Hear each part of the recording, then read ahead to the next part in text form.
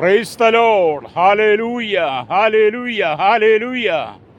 കർത്താവിൻ്റെ അതിപരിശുദ്ധമായ നാം വാഴ്ത്തപ്പെടട്ടെ.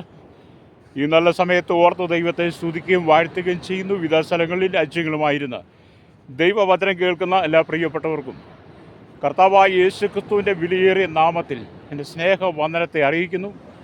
അല്പസമയത്തെ ദൈവവചന ചിന്തയ്ക്കായി ഒരു ദൈവവചന ഭാഗം ഞാനിവിടെ വായിക്കാൻ ആഗ്രഹിക്കുകയാണ്. 2 കൊരിന്ത്യർക്കെഴുതിയ ലേഖനം 9-ാം അധ്യായം അതിൻ്റെ 15-ാമത്തെ വാക്യം. പറഞ്ഞു തീരാത്ത ദാനനിമിത്തം ദൈവത്തിന് സ്തോത്രം. ഹല്ലേലൂയ. വളരെ അനുഗ്രഹിക്കപ്പെട്ട ദൈവിക സന്ദേശമാണ് നാം വായിച്ച് കേട്ടത്. പറഞ്ഞു തീരാത്ത ദാനനിമിത്തം ദൈവത്തിന് സ്തോത്രം. എന്നെ കേൾക്കുന്ന പ്രിയ സ്നേഹിത, നാം ഈ ഭൂമി ജീവിക്കുമ്പോൾ ഈ ഭൂമിയിൽ നമ്മൾ ജീവിക്കുന്ന കാലയളവ് എത്രയാണോ ആ കാലയളവ് മുഴുവൻ നമ്മുടെ ജീവിതത്തിൻ്റെ സകല മേഖലകളിലും നമുക്ക് അനുഭവിക്കുവാൻ വേണ്ടി ദൈവം പറഞ്ഞു തീരാത്ത ദാനങ്ങൾ കൊണ്ട് നിറച്ചിരിക്കുക. ഹല്ലേലൂയ.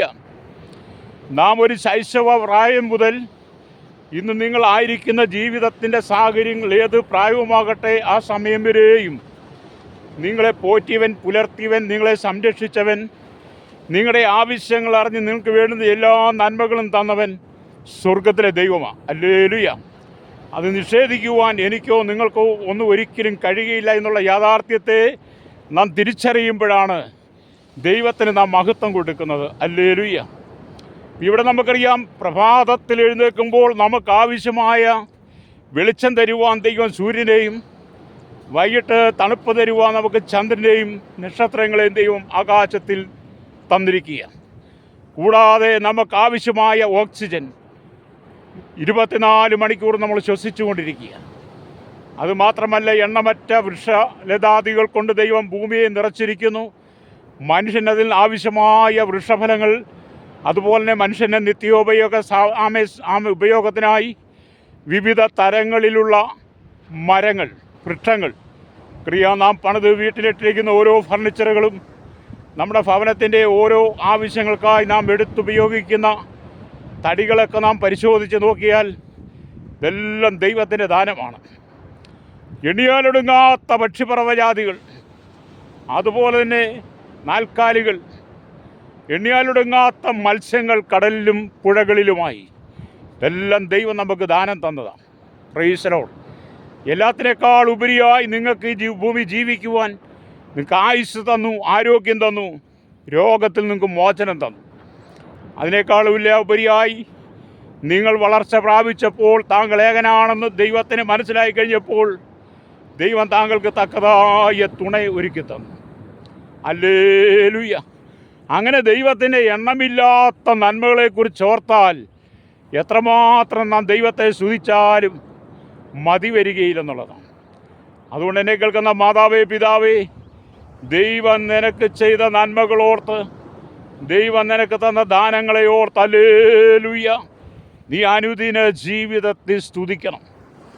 എത്രയെത്ര അപകടങ്ങൾ നിൻ്റെ കൺമുമ്പിൽ നീ കണ്ടിട്ടുണ്ട്, എത്രയെത്ര അനർത്ഥങ്ങൾ നീ കണ്ടിട്ടുണ്ട്.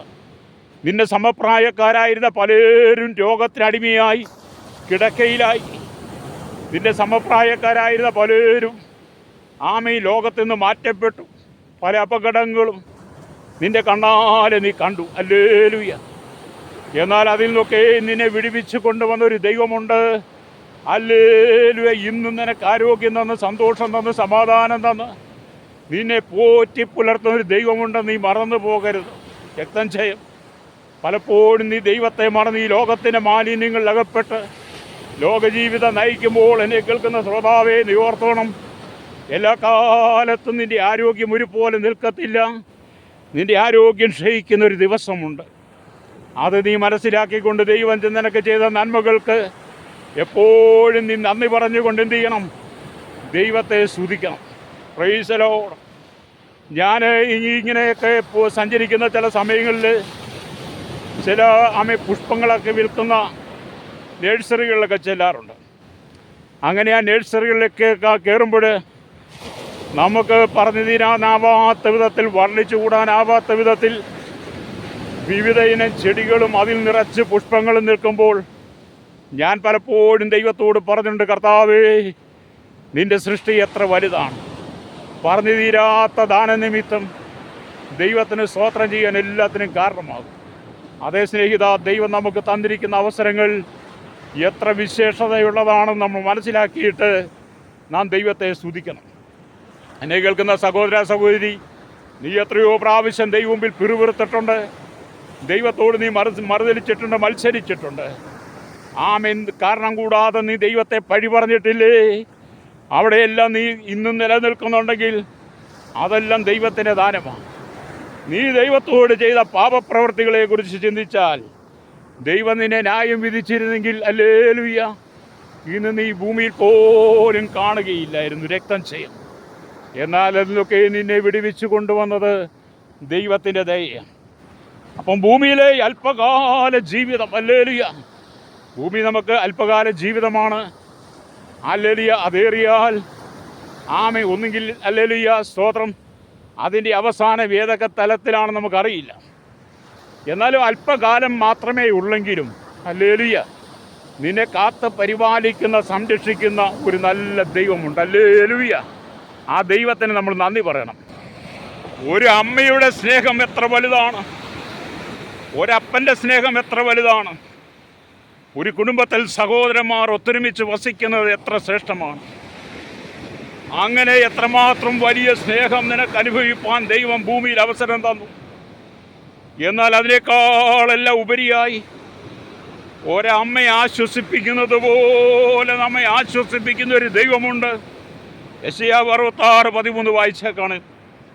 103 സങ്കീർത്തനമൊക്കെ വായിച്ചാലും അപ്പനും മക്കളോട് കരുണ തോന്നുന്നത് പോലെ നാം ചെയ്ത പാപങ്ങൾക്കൊന്നും നമ്മെ ശിക്ഷിക്കാതെ നമ്മോട് കരുണ തോന്നിയ ഒരു നല്ല ദൈവം.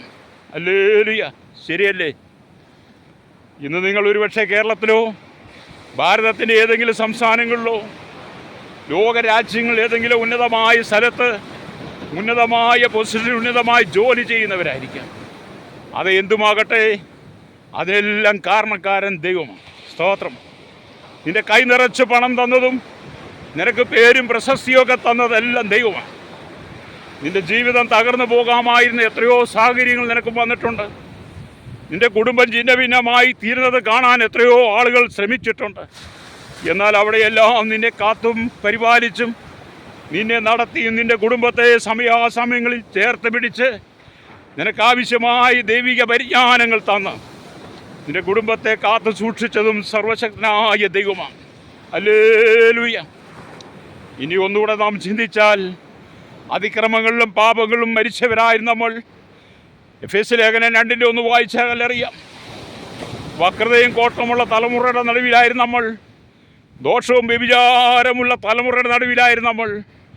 നാശകരമായ കുഴിയിലും കുഴഞ്ഞ ചേറ്റിലുമായി പാപത്തിൻ്റെ അധീനതയിലൂടെ യാത്ര ചെയ്ത എനിക്കും നിങ്ങൾക്കും നിത്യജീവനില്ലാതെ നിത്യമായ നരകാഗ്നിയിലേക്ക് യാത്ര ചെയ്തപ്പോൾ ഹല്ലേലൂയ, പിതാവായ ദൈവം തൻ്റെ പുത്രനായിരിക്കുന്ന യേശുവിനെ ഭൂമിയിൽ തന്ന് യേശു ക്രിസ്തുവിൻ്റെ മരണത്തിലൂടെ, ക്രൂശ് മരണത്തിലൂടെ നമുക്ക് നിത്യജീവൻ തന്ന്, നിത്യരക്ഷയെ തന്ന്, മരണമുണ്ട്, മരണാനന്തര ജീവിതമുണ്ട്, അത് സ്വർഗീയ പരദീസയിലാണ് നമ്മളോട് വെളിപ്പെടുത്തി തന്ന നമ്മുടെ കർത്താവിൻ്റെ സ്നേഹം എത്ര വലുതാണ്. അതൊക്കെ ഓർക്കുമ്പോൾ പറഞ്ഞു തീരാത്ത ദാനമല്ലേ ദൈവം തന്നത്. നമ്മൾ ദൈവത്തെ സ്തുതിക്കണം. അതുകൊണ്ട് ഞാൻ നിങ്ങൾക്ക് വേണ്ടി പ്രാർത്ഥിക്കാൻ പോകുക. ദൈവം ചെയ്ത ഉപകാരങ്ങൾ ഓർത്ത് നന്ദി പറഞ്ഞാട്ട്. പരിശുദ്ധ ഞങ്ങളുടെ നല്ല ദൈവമേ, സ്വർഗീയ പിതാവേ, നല്ല സമയത്തിനായി ദൈവത്തെ സ്തുതിക്കുന്നു.